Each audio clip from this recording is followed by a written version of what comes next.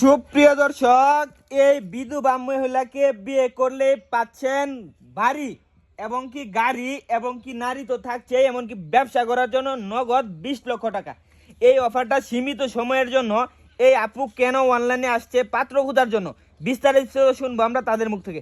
আচ্ছা আপু, যে ছেলে আপনাকে বিয়ে করবে আপনি তাকে কি কি দিবেন একটু বিস্তারিত আগে জানান আমাদেরকে। তাকে এই যে বাড়িটা দেখতে পাচ্ছেন, জি জি জি এটা দেব, বাট শেয়ার আমি এই একই বাড়িতে থাকবো, আমার মানে তো তার, তাই না? জি জি। আর হচ্ছে এর সাথে একটা মোটরসাইকেল দেখতে পাচ্ছেন। আচ্ছা, এই মোটরসাইকেলটা কি আপনার আগের হাজবেন্ডের?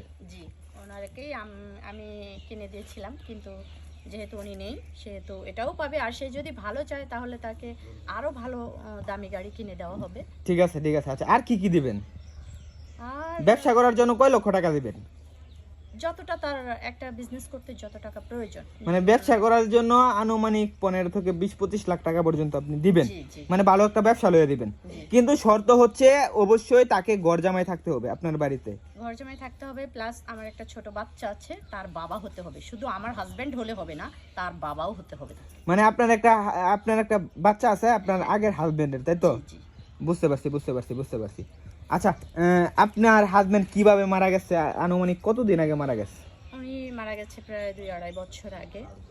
2-2.5 বছর আগে মারা গেছে, হ্যাঁ। আচ্ছা, আপনার বাচ্চাটার প্রায় বয়স কত? বাচ্চাটার বয়স আপনার 3.5 বছর। মানে 3.5 বছর হবে, হ্যাঁ। তো আপনার হাজবেন্ড কিভাবে মারা গেছিল? উনি আসলে অনেক কিছু পান করতো, তো ওনার আসলে লিভারটা পচে গিয়েছিল। মানে বুঝতে পারছি, জি। লিভারটা পচে গেছিল যার কারণে মারা গেছে। আচ্ছা, কোন প্রবাসী ভাই যদি আপনাকে বিয়ে করতে চায় আপনি কি বিয়ে বসবেন?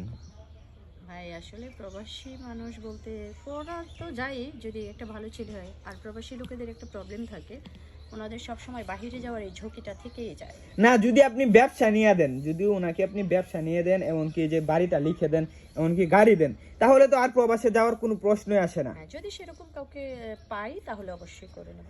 কোনো গরিব ছেলে যদি আপনাকে বিয়ে করতে চায় হ্যাঁ, তাহলে তো আরো ভালো। তাহলে আরো ভালো। জি।